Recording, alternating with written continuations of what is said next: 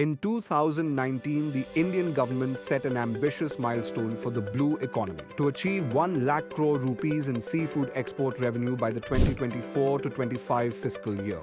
This wasn't just a number, it was a strategic vision under the Pradhan Mantri Matsya Sampada Yojana (PMMSY) to establish India as a global seafood superpower. However, the final figures for FY 2024 to 25 present a stark reality check. Against a target of 1 lakh crore rupees, India managed only 62,408 crore rupees, a massive shortfall of nearly 37,600 crore rupees. Why did this prestigious goal face such hurdles?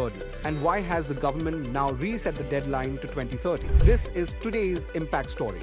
Analyzing the reasons behind the shortfall, the sector appears to be growing impressively in terms of production. Export volume surged from 9.4 lakh metric tons in 2016 to a whopping 17 lakh metric tons by 2025. Essentially, we are catching more fish and farming more shrimp than ever before. But here lies the disconnect.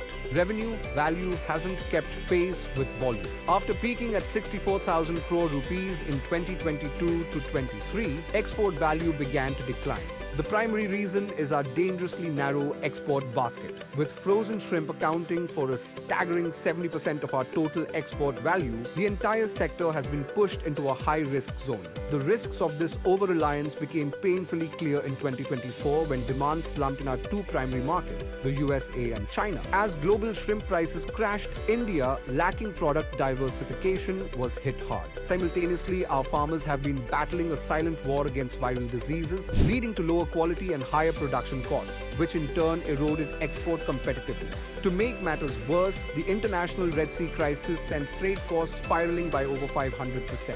Navigating seafood through the Cape of Good Hope with months of delay became a nightmare for exporters dealing with perishable goods. While external crises played a role, internal implementation gaps intensified the struggle. Despite an allocation of 20,050 crore rupees under PMMSY, parliamentary records show that only about 4,000 crore rupees was released between 2020 and 2025. This slow disbursement for infrastructure projects acted as a major drag on growth. Meanwhile, competitors moved strategically. Ecuador scaled up to industrial-level production to dictate global prices, and Vietnam pivoted toward importing raw materials to re-export them as high-margin, value-added products. India found itself stuck in the middle. We have the volume, but lack the processing sophistication of Vietnam or the industrial scale of Ecuador. Recognizing these challenges, the government has now reset its strategy for the 2030 target. The focus has shifted from mere raw production to ensuring that 30% of exports consist of value-added products.